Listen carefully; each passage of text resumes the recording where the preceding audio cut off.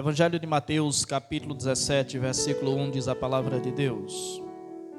6 dias depois, tomou Jesus consigo a Pedro e a Tiago e a João, seu irmão, e os conduziu em particular a um alto monte, e transfigurou-se diante deles, e o seu rosto resplandeceu como o sol, e as suas vestes se tornaram brancas como a luz.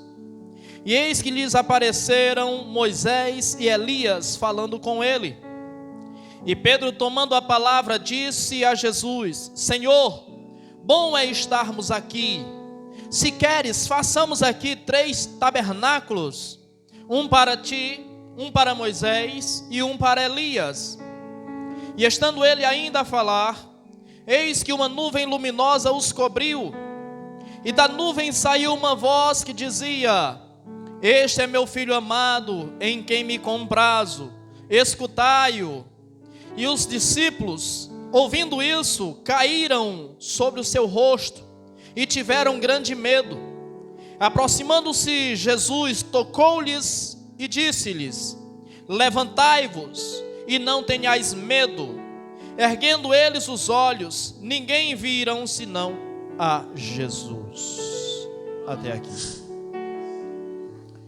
Conta-se uma história que Leonardo da Vinci, quando ele pintava o quadro A Última Ceia, ele, inspirado e ele ansioso por ver o resultado e sentir a opinião de alguém com relação ao resultado da sua pintura, ele chama um dos seus amigos para mostrar-lhe a pintura e pergunta ao seu amigo a sua opinião sobre o quadro.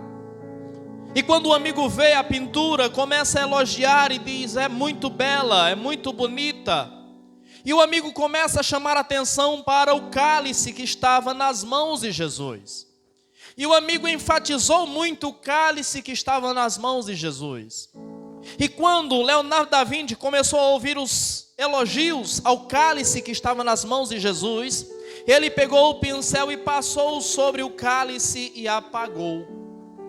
O seu amigo perguntou: por que você fez isso? E a resposta dele foi: nada pode tirar o foco de quem está olhando para meu Senhor. Em um trecho do livro Monge o Executivo, o mentor de liderança é indagado sobre quem foi o maior líder da história. E ele responde prontamente: na minha opinião, Jesus. E o seu interlocutor lhe diz: você diz isso porque você é cristão. E ele diz: eu não digo isso porque eu sou cristão. Mas qual é o princípio de liderança que nós aprendemos? O que é um líder? Um líder é aquele que inspira pessoas. Nós temos uma crise de liderança, essas são minhas palavras e não as dele. Quando um líder muitas vezes é confundido com um chefe. Um chefe é aquele que tem autoridade e é aquele que dá ordens. Um chefe dá ordens, um líder inspira. Um chefe pode mandar você executar uma função, uma tarefa, e você vai porque é obrigado. Mas um líder inspira. E na inspiração do líder, o homem faz até aquilo que vai além da compreensão humana. Porque um chefe pode mandar alguém executar uma função, mas apenas um líder, alguém que influencia pessoas, alguém que inspira pessoas, pode fazer com que essa pessoa arrisque a sua vida e disponibilize até mesmo a sua vida em prol da ideia, em prol da mensagem, em prol da ideologia, em prol de agradar o seu líder. E ele continua dizendo: a história da humanidade, ela foi dividida em 2 etapas, antes e depois de Cristo. Como não falar que este homem foi o maior líder da história da humanidade? Se você quer falar de religião, então falemos de religião. A maior religião do mundo é o cristianismo. E pelo menos 1/3 da humanidade professa a fé cristã. Tudo isso inspirado por esse homem chamado Jesus. o homem que não levantou espadas, o homem que não alterou a voz, o homem que apenas inspirou, o homem que apenas deu exemplo, o homem que apenas anunciou uma mensagem. E a sua mensagem foi suficiente para arrebatar os corações. E a sua mensagem fez ele ser, como líder, o homem que ele é. É impossível deixarmos de notar a grandeza de Jesus. É impossível deixarmos de notar e de admitir o quão poderoso, o quão maravilhoso, o quão extraordinário é Jesus. O texto que lemos, ele tem como objetivo enaltecer exatamente isso. Ele tem como objetivo demonstrar quem de fato é Jesus. E o texto que lemos é um texto singular na Bíblia e marca um período, um momento na história da humanidade singular. É o único momento onde Jesus em carne manifesta quem de fato Ele é. Manifesta de fato a sua glória. Revela que além da mensagem que Ele havia pregado, havia anunciado dizendo quem Ele era, agora Ele prova quem Ele é. Na sua mensagem Ele dizia que Ele era Filho de Deus. E em muitas ocasiões Ele disse que Ele era Deus. Agora Ele não está falando, agora Ele mostra, agora Ele prova que Ele é Deus. O homem pode questionar a sua divindade, mas ninguém pode questionar a sua grandeza, a sua importância, a sua magnitude. O texto diz que Jesus, 6 dias após, e 6 dias após o quê? 6 dias após a mensagem que Pedro lhe direciona quando indagado quem eles pensavam ser Jesus, e Pedro diz: tu és o Cristo, o Filho de Deus. 6 dias após esse evento, a Bíblia Sagrada diz que Jesus pega Pedro, Tiago e João e sobe a um alto monte. E ao subir a este alto monte, o texto diz que Jesus transfigurou-se diante deles.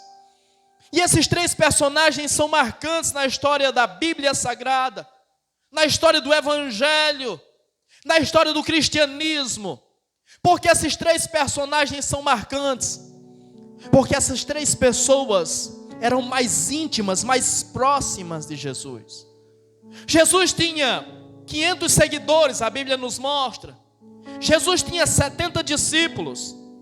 Jesus tinha 12 apóstolos. Mas entre os 12 apóstolos, Jesus tinha 3 que eram especiais. Jesus tinha 3 que participaram de momentos que os demais não participaram.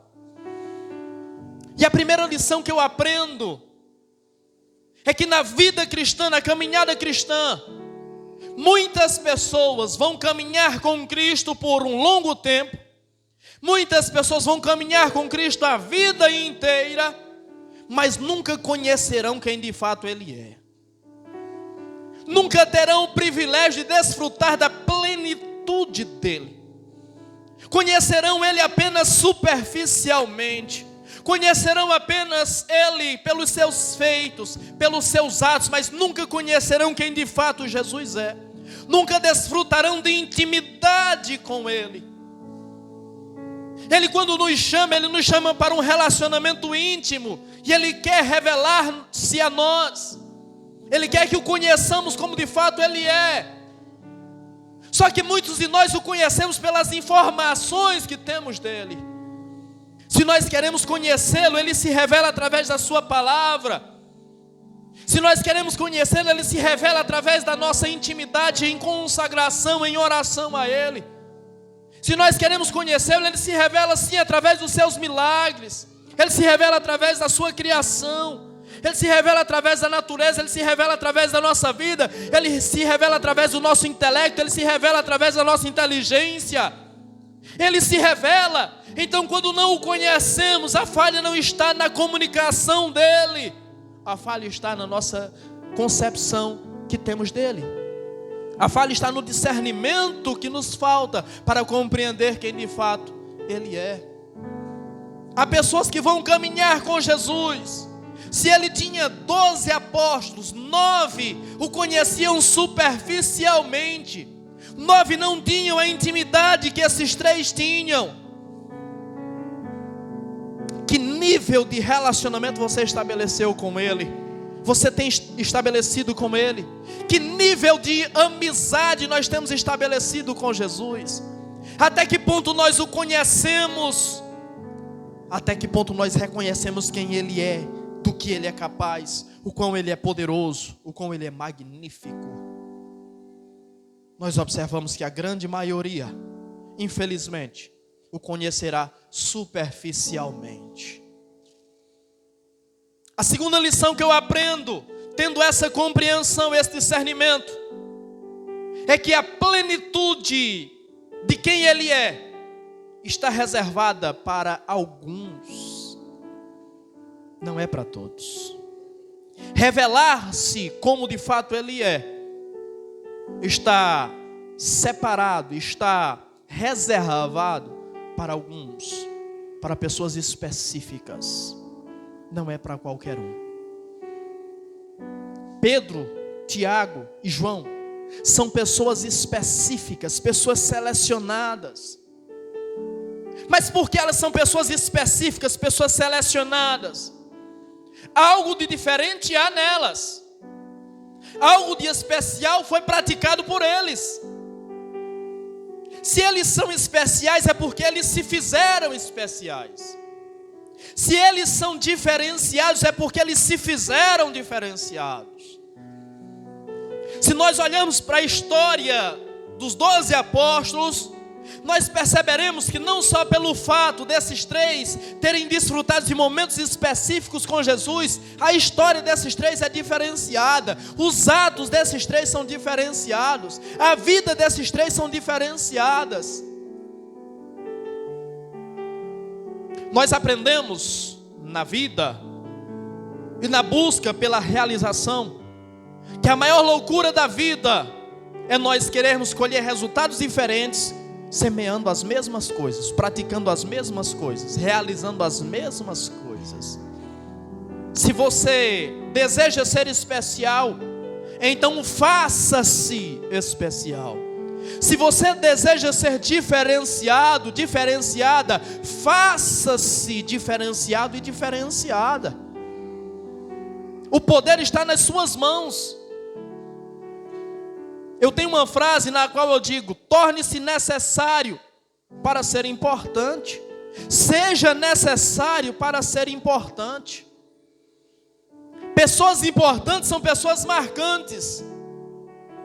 Na vida de alguns, na vida de muitos, na vida da humanidade.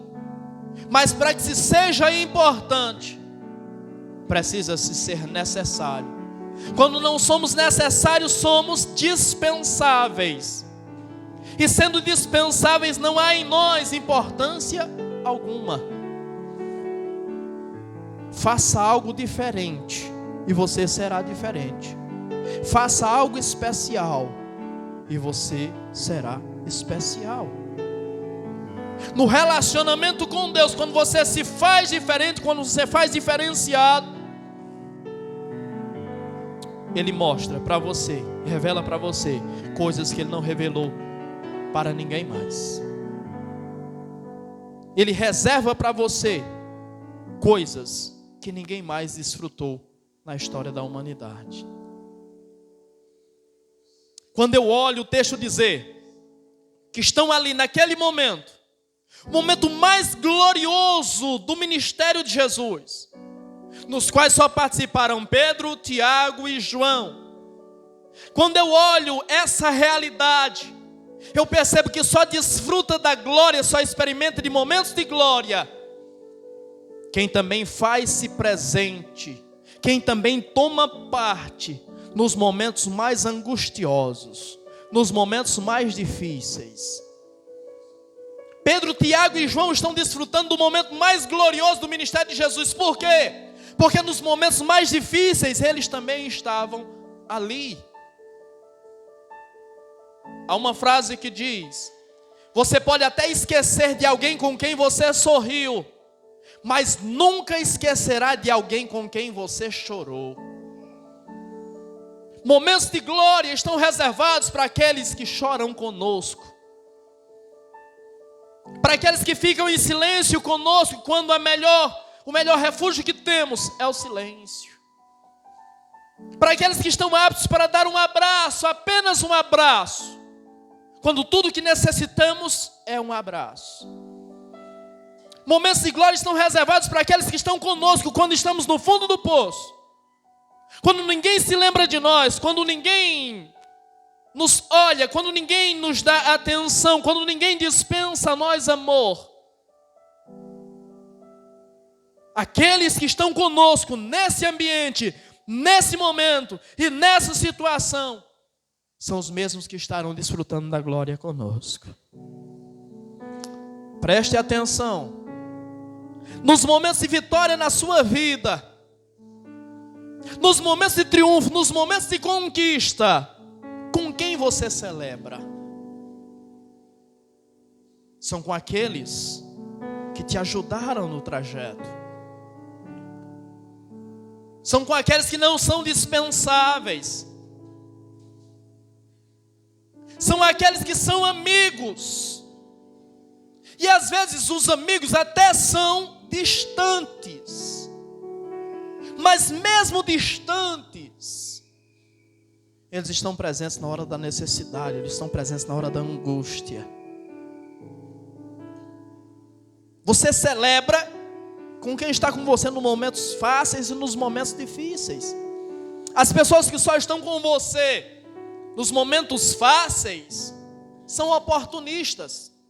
E pode ter absoluta certeza, nos momentos difíceis eles vão te abandonar, porque lhes falta empatia, porque lhes falta compreensão do processo que você está atravessando e do projeto de Deus na sua vida. Lhes falta amor. Pessoas dispensáveis só são dispensáveis porque se fazem dispensáveis. Mais uma vez insisto, usando uma fala que não é minha: seja importante. E o que é ser importante? Ser importante é ser importado para dentro de alguém. Você é importante quando alguém te importa para dentro dele, para dentro dela. Aí você é importante.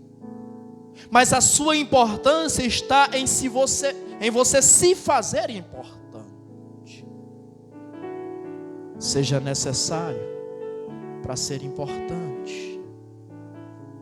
Você pode até esquecer com quem você sorriu, mas com certeza você nunca esquecerá daqueles com quem você chorou. Porque nos momentos em que você chorou, você estava sendo genuíno. Nos momentos em que você chorou, você estava expondo a sua alma. No momento em que você chorou, você estava expressando toda a sua sinceridade. Você estava mostrando todo o seu ser. Você estava revelando quem você era. E só essas pessoas que são importantes e que partilham desses momentos com você, você carregará para o resto da sua vida. Aprenda a carregar essas pessoas para o resto da sua vida. E aqueles que são dispensáveis, se fizeram dispensáveis, então dispense-os.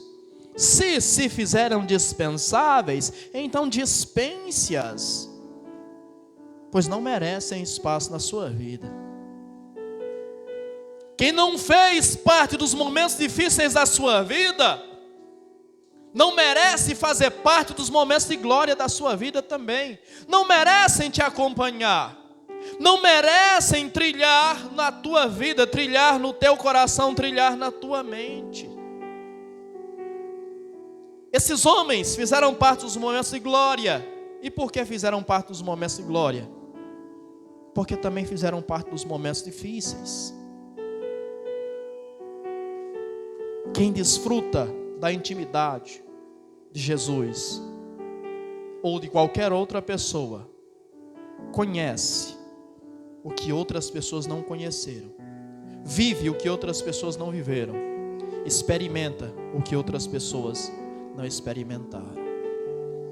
Esses três homens estão sim no monte com Jesus, e Jesus se transfigura diante deles.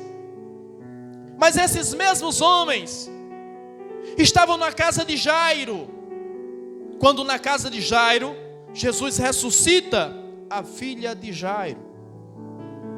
Isso mostra que esses 3 homens conheciam a intimidade de Jesus. Porque uma coisa é conhecer o Jesus no Monte da Transfiguração, revelando que Ele é Deus. Outra coisa é conhecer Jesus na casa de Jairo, onde ali as pessoas estão angustiadas, as pessoas estão chorando pela perca, pela morte.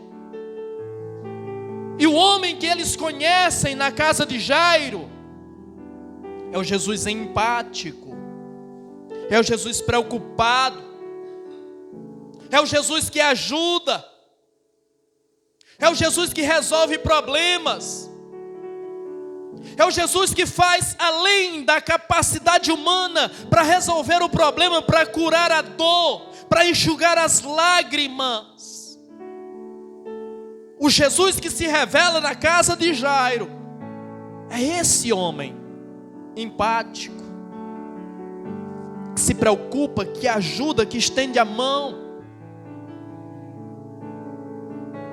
Será que você conhece de fato quem está do seu lado, detalhadamente, desta forma e desta maneira?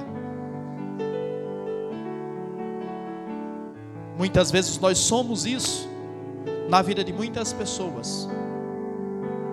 Nós nos preocupamos, nós nos doamos, nós fazemos aquilo que está além da capacidade humana de fazer, para ajudar, para resolver problemas. E muitas vezes o reconhecimento não acontece, o reconhecimento não vem. Por quê? Aqueles que não reconhecem são aqueles que não desfrutam da nossa intimidade, não nos conhecem de fato, não sabem quem somos. Não se preocupe. Se você se esforça, se você se sacrifica, se você faz o impossível por pessoas e não tem reconhecimento dessas pessoas, saiba que existem alguns que partilham desses momentos com você. Existem alguns que percebem, e ainda que não hajam muitos, muito mais importante do que os homens verem, Deus está vendo. Deus contempla isso. São essas pessoas que te conhecem de fato, são as que você vai carregar para o resto da vida. Será que você me conhece de fato? Será que você me conhece na intimidade? Existem pessoas que nós damos tanta importância, que nós achamos tão importante, que nós sabemos de coisas da vida dessa pessoa, que ninguém mais sabe. Eu não estou falando de fofoca, não é disso que eu estou falando, mas de coisas importantes da vida dessa pessoa. Mas há muitos que nós não sabemos nem sequer o nome. Chamamos apenas por apelido. Isso demonstra a falta de intimidade. Você me conhece como pessoa? Você me conhece como líder? Como pastor?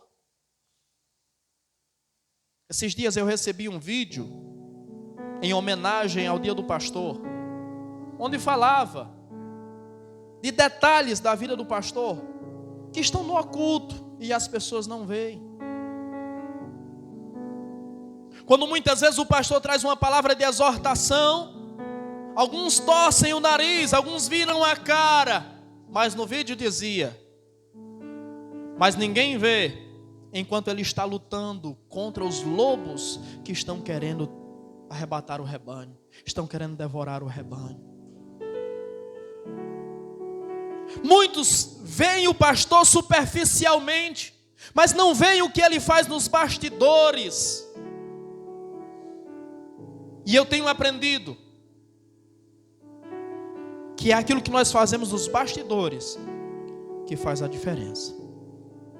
É aquilo que está no oculto, aquilo que é feito em oculto, que dá luz àquilo que nós vemos, que gera os frutos que nós vemos. que gera os frutos dos quais nós desfrutamos. Com isso, você está aprendendo que a maioria das pessoas não te conhecem na intimidade, porque para elas talvez você não seja importante. Mas da mesma sorte, você está percebendo que muitas pessoas você também não conhece na intimidade. E isso revela que para você, essa pessoa também não é importante. A intimidade leva o homem a conhecer o outro como de fato ele é. A glória está reservada para aqueles que estão conosco nos momentos de dor, nos momentos de aflição, nos momentos de angústia também. 3 eventos específicos na Bíblia estão relatados em que esses 3 homens se fazem presentes. Na transfiguração, que é o texto em que lemos, na casa de Jairo, onde Jesus ressuscita a filha de Jairo, e naquela quinta-feira à noite, quando Jesus, após a ceia, vai para o Monte das Oliveiras orar, e chama esses 3 homens à parte. Na casa de Jairo, eles conhecem o Jesus empático, o Jesus preocupado, o Jesus que faz sacrifício, que vai além da capacidade humana para resolver os problemas, para curar a dor, para enxugar as lágrimas. Mas no Getsêmani, eles conhecem o Jesus que tem medo. Eles conhecem o Jesus que está apavorado. Eles conhecem o Jesus que está angustiado. Eles conhecem o Jesus que precisa de apoio.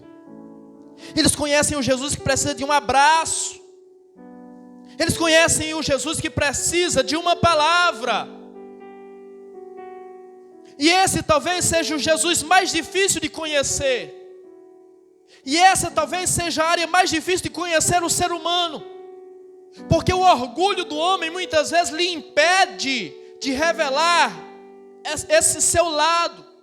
O homem tende a mostrar que ele é grande, que ele é forte, que ele é poderoso. Mas o homem também teme. Todo e qualquer homem tem medo. Todo e qualquer homem angustia-se. Todo e qualquer homem sofre. Todo e qualquer homem se machuca. Todo e qualquer homem chora. Mas esse homem, apenas os mais íntimos conhecem. Uma coisa é ver Jesus fazer milagres de ressurreição. Uma coisa é ver Jesus fazer milagres de cura. Outra coisa é ver Jesus fazer milagres de transformação de vidas. Outra coisa é ver Jesus libertar pessoas. Outra coisa é ver Jesus acalmar tempestades. Outra coisa é ver Jesus caminhar sobre as águas. Outra coisa é ver Jesus transformar e multiplicar pães e peixes. Mas ver Jesus chorar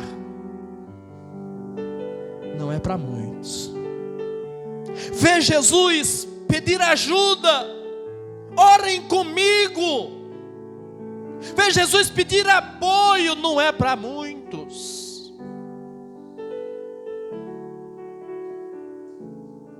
Desfrutar dessa intimidade conosco também não é para muitos. Mas cada homem tem o seu momento. Cada homem tem uma parte da sua vida que é assim. E é nessa hora que ele precisa dos íntimos.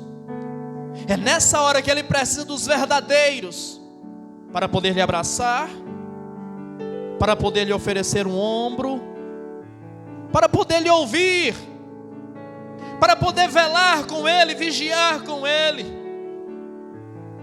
E essas pessoas são raras.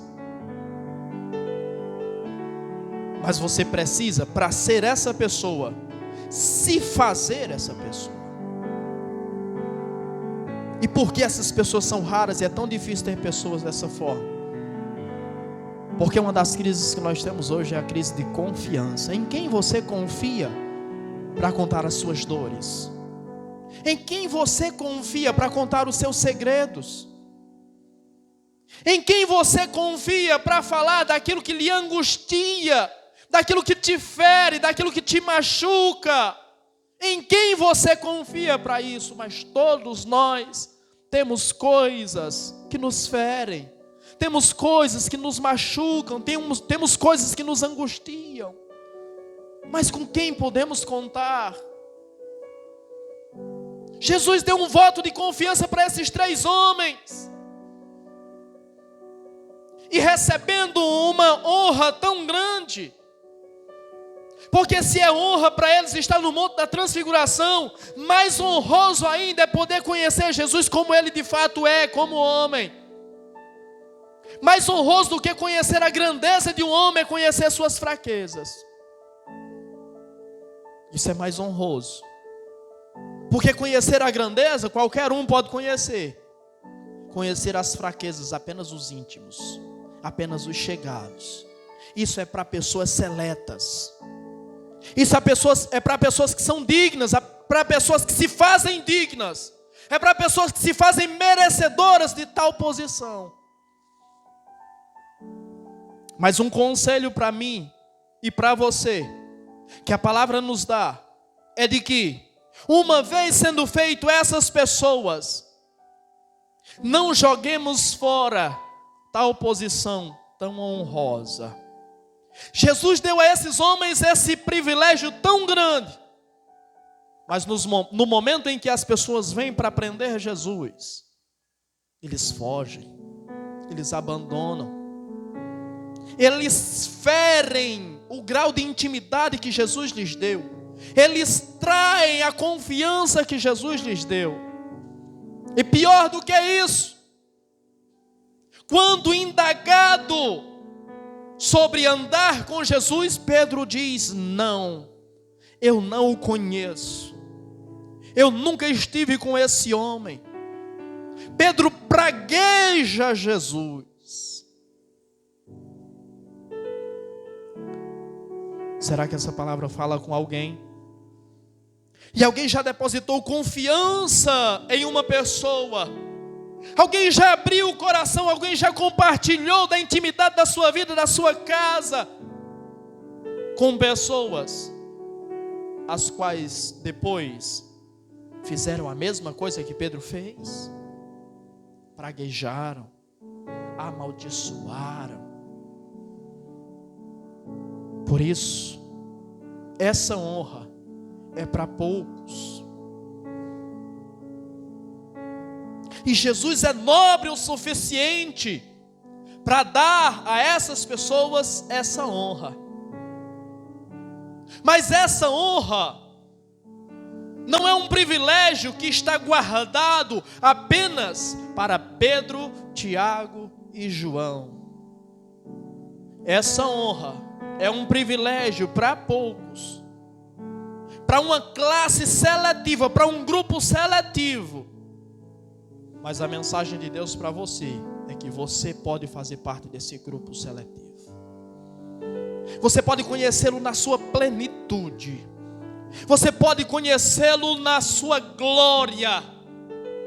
Você pode conhecê-lo na sua intimidade. Basta você querer. 3 eventos. Eles conhecem o Jesus empático, o Jesus que ajuda, o Jesus que se preocupa, o Jesus que estende a mão. Eles conhecem o Jesus que se angustia, o Jesus que chora, o Jesus que tem medo. E por causa dos momentos difíceis que Jesus passou, os momentos de desafio que Jesus passou, que eles estavam com Jesus, eles puderam ver Jesus no monte. E no monte eles veem o Jesus forte. No monte eles veem Jesus grande. No monte eles veem o Jesus poderoso. E podem participar disso. E podem se alegrar com isso. Porque pessoas seletivas, pessoas que fazem parte do trajeto, somente elas podem participar desses momentos. No monte, Jesus é imponente. No monte, Jesus é Deus. Na glória, ou quando atingir o ápice da sua vida, ou quando atingir o sucesso, ou quando chegar a alcançar as suas conquistas, você estará no ápice, você estará na glória. Observe quem você vai estar, ou com quem você vai estar desfrutando desses momentos. Quem você vai levar para subir o monte com você? Quem vai desfrutar dessa glória com você? Isso não é para qualquer um. Quando a Bíblia diz que Jesus subiu o monte, Pedro no texto, aliás, Lucas no texto paralelo, ele diz que Jesus, ele foi ao monte orar. A intenção de Jesus em ir ao monte é orar. E no lugar em que Jesus escolhe para orar, ali manifesta-se a glória, a mais extraordinária glória, a mais imponente glória. No lugar onde Jesus escolheu para orar, faça do lugar de oração onde você se consagra a Deus o lugar onde manifesta-se a glória de Deus.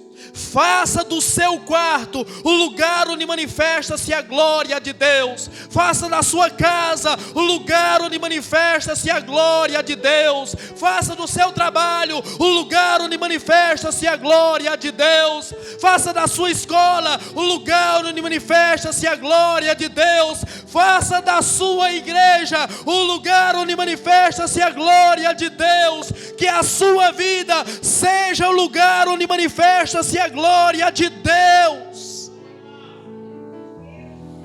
Jesus foi orar e na oração a glória de Deus se manifestou. Jesus está no monte. Em que monte Jesus está? A Bíblia não nomeia esse monte, mas a tradição diz que Jesus foi ao monte Hermon. O monte Hermon é um monte que toma toda a terra de Israel. É uma cadeia de montanhas. E é também o monte mais alto de Israel, com seus 2.814 metros de altitude. O monte Hermon estava ali, o santuário mor de Baal, o lugar onde Baal era adorado.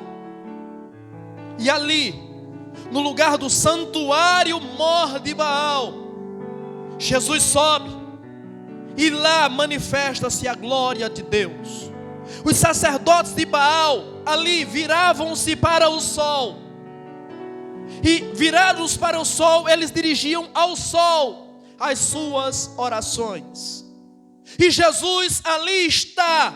E naquele ambiente, naquele lugar, onde as orações eram dirigidas ao sol, a glória de Deus se manifesta. A luz que ilumina todo homem começa a brilhar. A luz que Malaquias profetizou: sobre vós nascerá o sol da justiça. Não é o sol de Baal que está reinando naquele ambiente, mas Jesus está reivindicando para si, e está dizendo: a partir de agora é a glória de Deus que se manifesta nesse ambiente, é a glória de Deus que se derrama aqui. Jesus está dizendo para você que há lugares onde outros deuses são glorificados.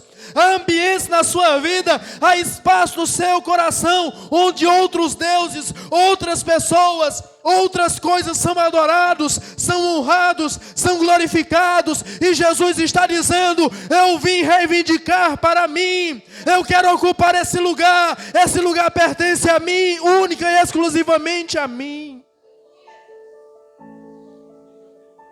Nada nem ninguém pode ocupar o ambiente onde somente Ele pode reinar, onde somente Ele pode manifestar a glória, a verdadeira glória de Deus.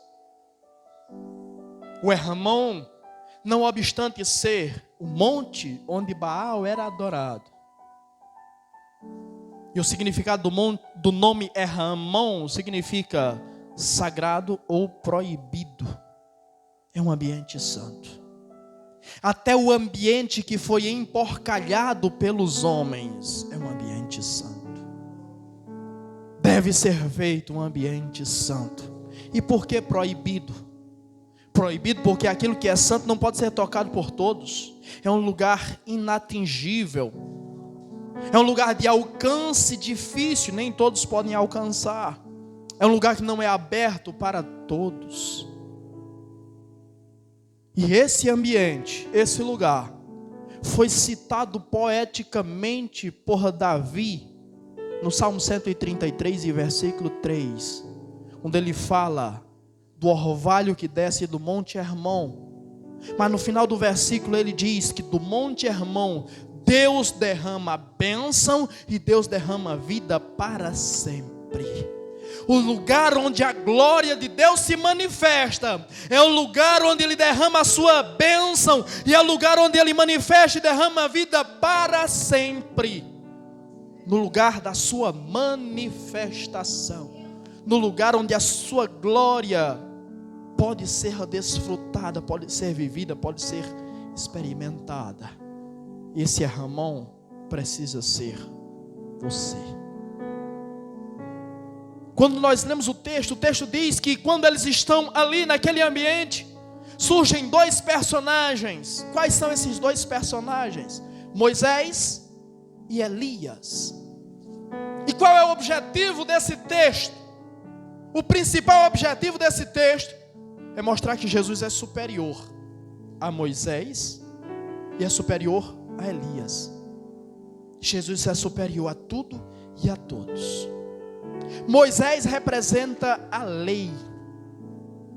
Jesus é superior à lei.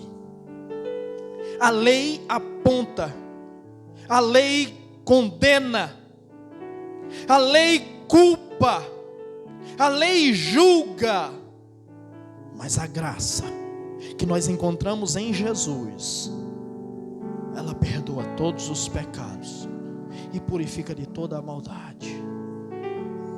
Jesus é superior a Elias, e Elias é o representante dos profetas. Jesus é superior aos profetas.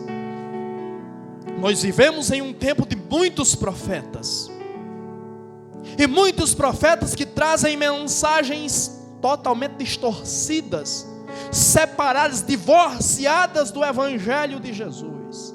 Jesus é maior que os profetas. Por isso que a palavra de Deus diz que quando uma nuvem os cobre, da nuvem ouve-se uma voz, e a voz diz: este é o meu filho amado em quem me comprazo, a ele escutai. A ele escutai. Jesus é maior que Moisés, Jesus é maior que Elias, Jesus é maior que a lei, Jesus é maior que os profetas. Então escute a ele, ouça-o, atenda-o.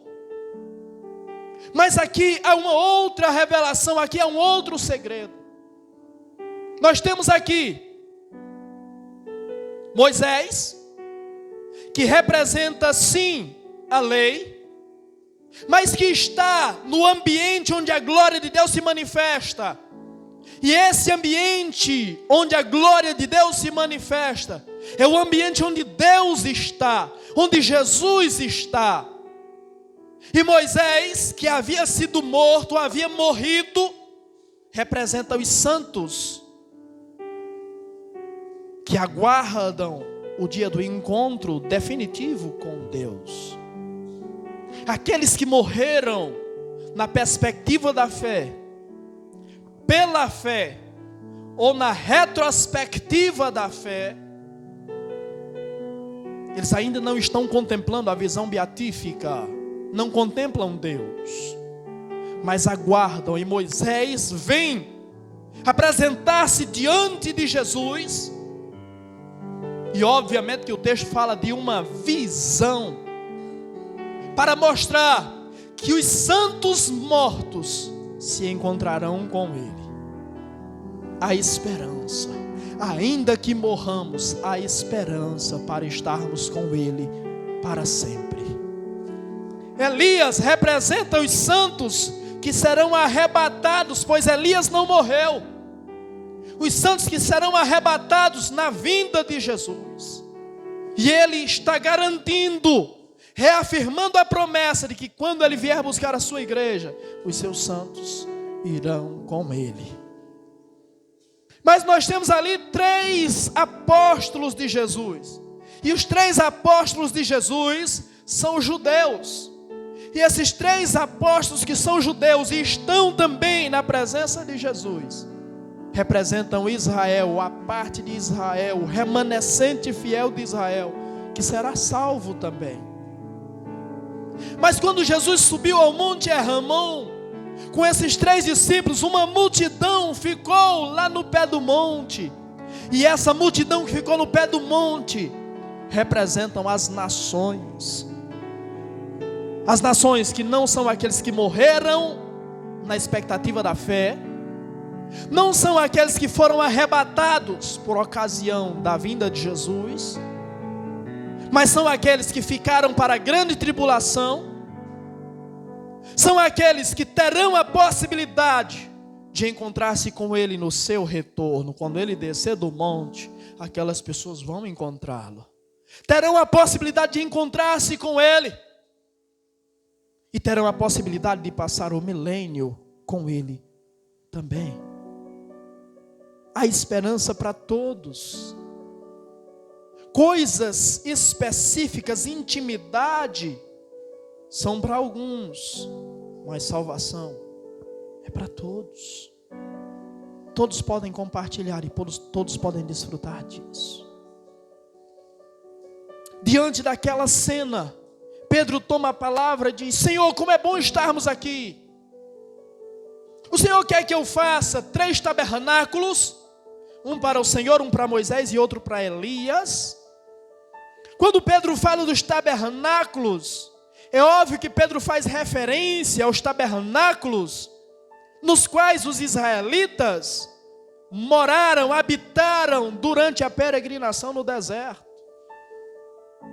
E quando nós lemos esse texto, a maioria dos pregadores tendem a criticar Pedro por essa atitude. Pedro não tinha visão. Pedro estava querendo idolatrar Moisés e Elias. E eu queria dizer para você que não é assim que eu enxergo Pedro. Na maioria das coisas que os pregadores criticam Pedro, eu consigo perceber em Pedro atitudes nobres que a maioria de nós não temos. E por não termos a mesma visão, a mesma perspectiva de Pedro, nós não conseguimos enxergar. Se alguns dizem que Pedro estava querendo praticar idolatria com relação a Moisés e a Elias, eu digo para você, quando Pedro diz: Senhor, como é bom estarmos aqui, o que fazia o ambiente especial não era Moisés e Elias, era Jesus. O que fazia o ambiente diferenciado era Jesus. E a intenção de fazer tabernáculos é para poder habitar. Então Pedro está demonstrando o gozo, a alegria que ele sente em estar na companhia do Senhor, em desfrutar do momento de glória, em desfrutar daquilo que é a revelação do que será a eternidade. Pedro está dizendo: eu tenho prazer, então eu vou viver para isso, eu vou viver para alcançar esse tempo na minha vida. Será que todos nós vivemos na expectativa dessa fé, de um dia desfrutarmos da glória? Nós vivemos para desfrutar da glória um dia? Nós estamos caminhando para aquilo que está posto à nossa frente. Mas de que forma nós estamos caminhando? Que prazer nós temos? Que esperança nós temos? Que fé nós temos? Que expectativa nós temos de desfrutar da glória, desfrutar da eternidade com Ele? Pedro não é idólatra. O que Pedro está dizendo é: Senhor, eu quero estar onde os teus servos estão. Senhor, eu quero estar, eu quero morar onde a tua glória está, onde a tua grandeza está. Como diz no Salmo de número 84 e verso 10: melhor é estar nos átrios do Senhor do que em qualquer outra parte ou 1000 outras partes. O salmista nos diz no Salmo 23 e versículo 6. Certamente bondade e misericórdia me seguirão por longos dias, e habitarei na casa do Senhor para sempre. Será que essa esperança, esse desejo ainda vive em nossos corações? Estava vivo no coração de Pedro. Então a intenção de Pedro em fabricar tendas para ali estar, é poder ficar para sempre no momento de glória. Aquele momento era tão extraordinário, aquele momento era tão glorioso, que Pedro queria ficar lá. E até que ponto nós almejamos essa glória? Só que Jesus traz uma resposta. E Jesus diz: se você quer construir um tabernáculo para morar eternamente comigo e desfrutar da glória, do ambiente de glória, não é você que vai compor esse tabernáculo, não é você que vai construir esse tabernáculo, quem vai construir sou eu. Na casa do meu pai há muitas moradas. Se não fosse assim eu vou-lhe teria dito, pois vou preparar-vos lugar. E se eu for e vos preparar lugar, voltarei e os levarei para mim mesmo, para que onde eu estou estejais vós também. Quando ele diz que é ele que prepara as moradas, que é ele que prepara o ambiente, ele está dizendo que no lugar, no ambiente em que ele preparar, você estará seguro, daí ninguém vai te arrancar. A vida edificada pelo homem, muitas vezes pode ser destruída. O homem que edifica a sua vida, o homem que constrói a sua vida, muitas vezes essa vida pode ser destruída. Mas aquele que tem a sua vida edificada por ele, ninguém jamais destruirá. Aquele que é acolhido e abraçado por ele, ninguém arrancará dos seus braços e ninguém arrebatará das suas mãos. Ele tem preparado esse ambiente de glória para você. Ele tem preparado essa morada para você. Há espaço, há vagas para você. Porque eu digo a vocês que Pedro não pode ser visto com essa forma negativa ou desta forma negativa. Procure no texto Jesus repreendendo Pedro. Quando Pedro se coloca contra a morte de Jesus, Jesus olha para Pedro e diz: para trás de mim, Satanás, porque não cogita das coisas de Deus, mas das coisas dos homens. Me mostra algum texto onde Jesus repreende Pedro, porque Pedro quis construir tabernáculos naquele ambiente. Não tem. Jesus entendeu Pedro. Jesus entende o ser humano. Jesus entende você. Jesus conhece você e conhece na sua essência. Eu não sei se isso deve te alegrar ou te preocupar. Certo é que Ele conhece. E o fato de Ele nos conhecer, muitas vezes expõe sobre nós aquilo que talvez nem nós conheçamos. Expõe sobre nós o que de fato muitas vezes nós não temos sido para Ele. Estava escutando um filósofo e ele falava na sua palavra sobre pessoas medíocres. E nessa palavra ele falava e citava o texto de Apocalipse capítulo 3, versículo 15 e 16. Que os mornos Deus vomitará da sua boca. E ele dizia que muitas vezes nós somos mornos em várias áreas da nossa vida. Quem é o morno? É aquele mais ou menos. Aquele que não é excelente em nada que faz. Aquele que não se dedica de fato e por inteiro em nada que faz. É o morno. É o mais ou menos. E tem muita gente na vida espiritual assim, mais ou menos. É mais ou menos crente. Leva mais ou menos a sério. Faz mais ou menos o que Deus pede para que seja feito. São os mornos. E os mornos Ele vomitará da sua boca.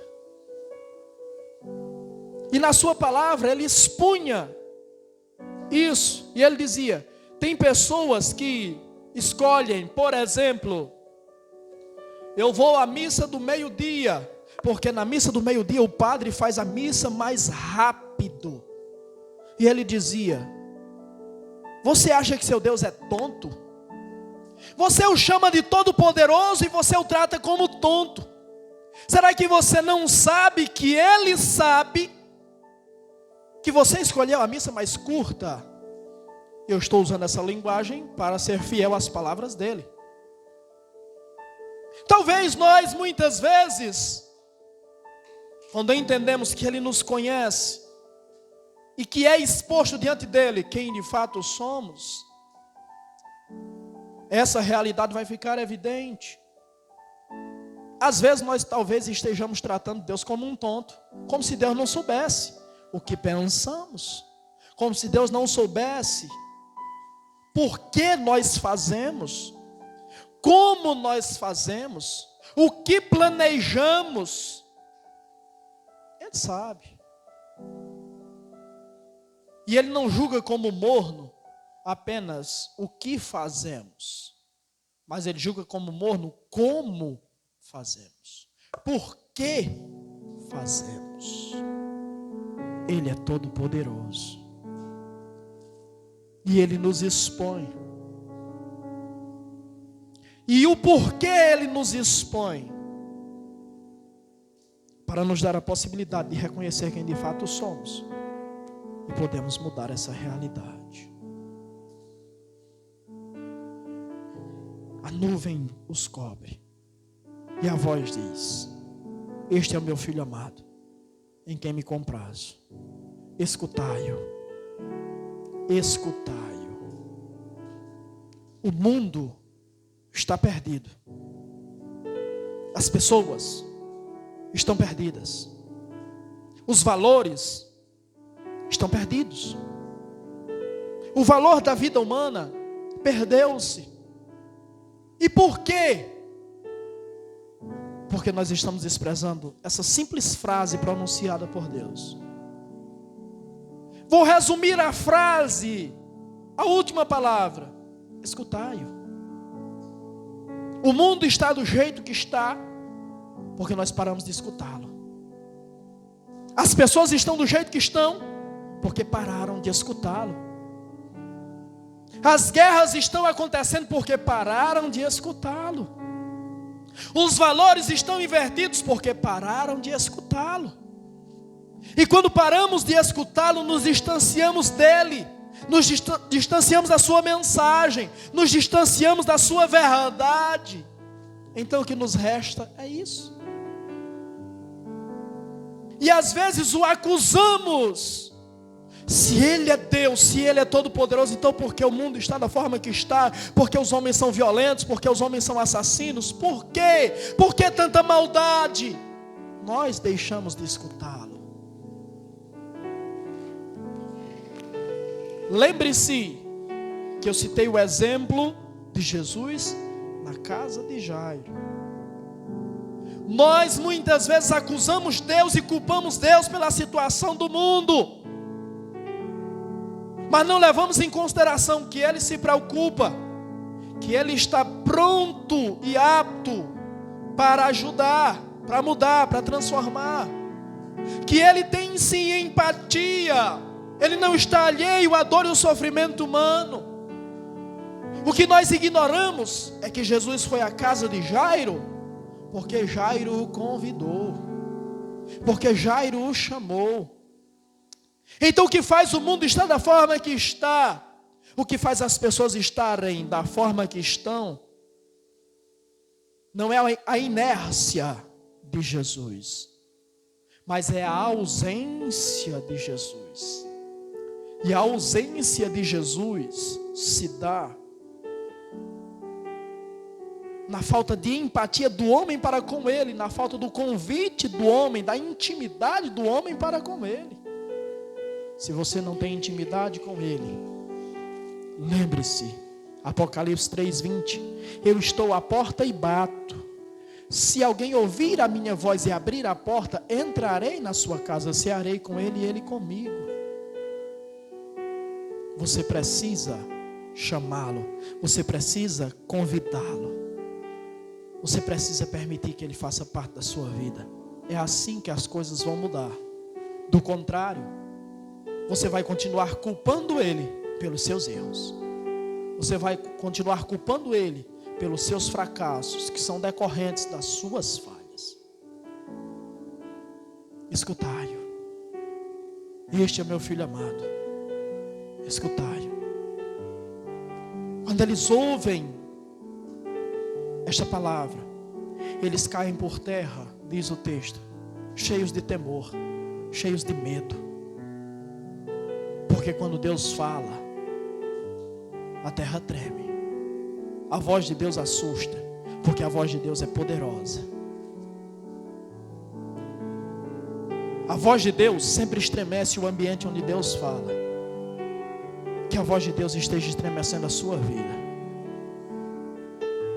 destruindo estruturas para fazer de você projetos novos. Quando eles caem, a Bíblia diz que Jesus se dirige a ele e diz: erguei-vos e não tenham medo. Quem o escuta, quem o atende, quem o segue, não precisa ter medo de nada. Não tema. Foi essa palavra que Deus falou em Mateus capítulo 10 e versículo 28. Não temam aqueles que podem matar o corpo, mas não podem matar a alma. Quem o escuta não teme nada e não teme ninguém. Quem o escuta não teme desafio. Quem o escuta não teme gigante, não teme inimigo, não teme adversidade, não teme barreira. Quem o escuta não teme nada, porque sabe em quem tem crido. Então Deus te convida nessa noite a gozar da sua intimidade, para conhecê-lo como Ele é e desfrutar da glória onde Ele está. Ele te convida nessa noite a escutá-lo, a ouvi-lo e assim não temer mais nada nem ninguém.